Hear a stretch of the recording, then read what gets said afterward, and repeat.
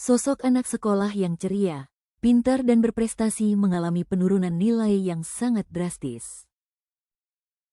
Suatu hari wali kelas Dimas menyampaikan suatu hal penting.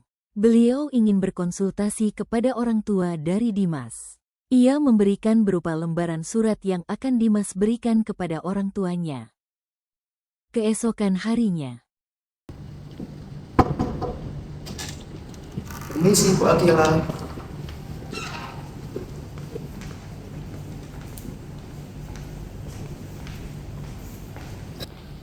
Selamat siang Bapak dan Ibu.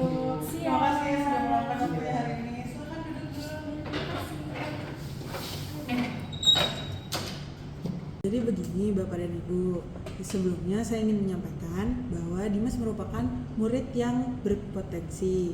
Dari awal masuk, nilai dan keaktifannya itu cukup baik. Iya Bu, memang betul. Dimas itu memang anak yang rajin. Memang kenapa ya Bu? Yang ingin saya jelaskan itu ada beberapa laporan dari guru dan ada beberapa nilai dan perubahan sikap dari Dimas Bu secara signifikan akhir-akhir ini. Nah, seperti dia jarang mengumpulkan tugas atau nilai dia turun seperti itu. Untuk nilainya itu ada di nilai matematika dan fisika. Untuk nilai matematikanya itu dari 87 turun ke 62. Untuk nilai fisikanya dari 90 turun ke 50. Dan ada kemarin ujian harian nih tidak Dimas kumpulkan. Jadi Dimas mendapatkan nilai yang sangat rendah begitu. Oh benar Ibu, kok bisa turunnya sebanyak itu? Padahal dia di rumah bilangnya baik-baik saja loh. Nah, saya paham kekhawatiran Bapak. Maka dari itu, saya mengajak untuk berdiskusi. Karena selain dari nilai, ada beberapa hal yang saya perhatikan juga. Seperti pada absensi dan kedisiplinan. Dimas itu udah sebulan ini telat 3 kali tanpa ada keterangan. Dan jika saya tanya, alasannya karena kesiangan atau ada urusan. Masa sih Bu? Soalnya Dimas tuh di rumah emang dia tuh orangnya kurang tidur. Saya pikir itu dia tuh cuma ngerjain tugas. Wajar lah Bu anak sekolah. Saya kira kan emang karena beban tugasnya ya. Menurut Ibu gimana? Bu Akila, apakah ada masalah dengan teman-temannya ya? Atau mungkin Dimas itu sendiri yang dibully? Karena biasanya dia itu tidak seperti ini Ibu. Nah, itu pertanyaan yang bagus Pak. Saya sudah coba observasi tentang interaksi Dimas dan teman-temannya. Nah, tidak ada indikasi pembulian. Justru malah Dimas yang menarik diri dari teman-temannya. Bahkan saat istirahat pun dia sering sendiri sekarang. Gila, emang Ibu sudah mencoba untuk berbicara tidak sama Dimas? Apakah Dimas ini lebih terbuka sama Ibu? Nah, sudah Ibu, saya sudah 2 kali memanggil Dimas untuk mengajaknya berbicara. Namun alasannya ya tidak ada masalah atau hanya ingin merubah diri menjadi lebih baik saja. Tapi perilakunya tidak menunjukkan seperti itu. Makanya di sini saya mengajak Ibu dan Bapak untuk berdiskusi karena saya ingin tahu apakah ada hal-hal lain di luar sekolah yang saya tidak ketahui. Oh ya Bu, saya tuh sering menemui Dimas waktu malam hari. Saya tuh juga sudah sering tegur dia beberapa kali karena dia itu begadang. Mungkin dia tuh bilang ke saya kalau misalkan dia tuh sedang belajar atau mencari referensi untuk pelajarannya. Apakah mungkin itu menjadi salah satu penyebab utamanya ya Bu? Jadi dia tuh kurang tidur gitu. Iya Ibu, dan akhir-akhir ini juga Dimas itu sering meminta uang jajan yang memang dibayar. Tapi waktu saya tanya alasannya itu tuh untuk fotokopi ataupun beli buku. Tapi kok alasannya terus diulang-ulang Ibu. Jadi kayak saya pun juga merasa curiga gitu. Informasi yang sangat penting sih. Dari penggunaan handphone yang berlebihan, terus perubahan dari pola pengeluaran, itu bisa jadi indikasi dari hal lain yang sedang terjadi. Maka dari itu, kita harus menanganinya dengan solusi yang tepat Bapak Ibu. Tapi kita tidak boleh menyimpulkannya secara negatif. Nah, saya ingin kita merencanakan langkah-langkah untuk membantu Dimas Bapak Ibu. Bolehkah saya mengusulkan pendapat saya? Iya Bu, boleh silakan. Yang pertama, saya akan melakukan monitor secara intensif kepada Dimas di sekolah. Saya juga akan mengkoordinasikan kepada guru BK untuk Dimas akan mendapatkan konseling khusus gitu. Siapa tahu Dimas akan lebih terbuka kepada guru BK-nya gitu. Nah, yang kedua, saya sarankan kepada ibu dan bapak untuk melakukan pendekatan secara khusus kepada Dimas, seperti memberikan jadwal ngobrol bersama, ngobrol santai seperti itu, tetapi jangan ada tekanan gitu. Nah, seperti menanyakan kabarnya Dimas hari ini, apakah ada kesulitan hari ini, atau adakah hal-hal yang mengganggu pikirannya beberapa hari ini begitu.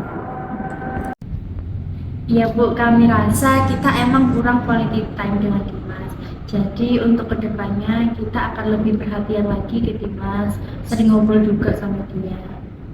Iya, untuk masalah HP kami akan lebih ketat dalam mengawasinya juga.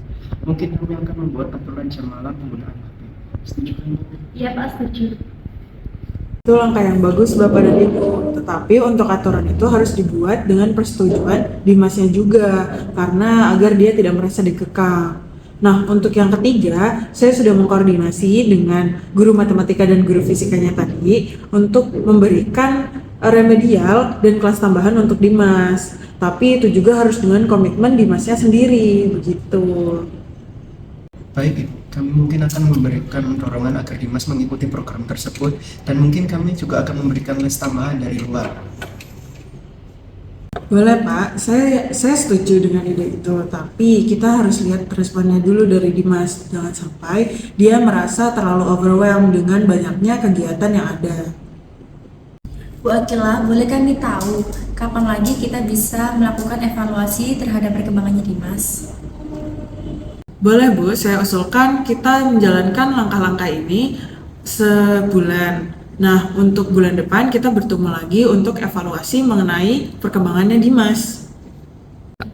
Saya sendiri setuju, Ibu. Kami akan memberikan dukungan penuh kepada Dimas. Dan kalaupun ada perkembangan atau kemunduran, boleh ya Bu, kita menghubungi Ibu secara langsung. Tentu saja Bu, boleh. Ini ada nomor WA saya untuk kita bisa berkomunikasi ya. Karena komunikasi kita itu wajib untuk perkembangan kedepannya terhadap Dimas. Baik Bapak Ibu, saya rasa pertemuan kita cukup sampai di sini. Yang penting kita sudah merencanakan tentang langkah-langkah untuk membantu Dimas. Nah, Lali. Yuk. Saya rasa dukungan dari rumah dan dari sekolah itu bisa membuat performa Dimas kembali seperti awal. Nah, tapi saya perlu ingatkan kembali, prosesnya tidak mungkin instan ya Ibu Bapak. Jadi kita harus konsisten dan sabar untuk menunggu hal itu. Terima kasih Bu Akila atas perhatiannya kepada Dimas. Kita berdua akan berbicara kepada Dimas malam ini juga. Terima kasih juga karena sudah meluangkan waktu. Iya Ibu, terima kasih juga karena telah meluangkan waktunya untuk kami. Mohon agar Dimas untuk terus bisa diperhatikan ya Ibu. Baik Bapak Ibu, itu sudah menjadi tugas saya sebagai wali kelas ya. Untuk kedepannya mari kita jaga sama-sama ya si Dimas ini ya. Nah, untuk update perkembangannya akan saya selalu kabarin nantinya. Ya, terima kasih ya Bu Akila sudah cukup perhatian dengan anak kami. Saya rasa cukup untuk kita hari ini. Baik, saya akan teman-teman Ya, ya. sama-sama. Terima kasih banyak Ibu. Ayo, mari.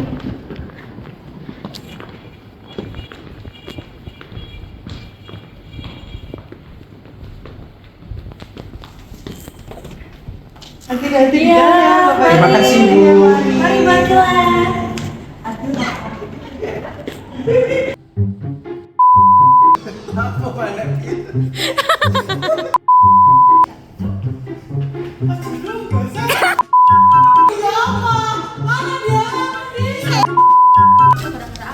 Action! Kenapa pengguyur? Apa sini kok nek kene? Dimas itu.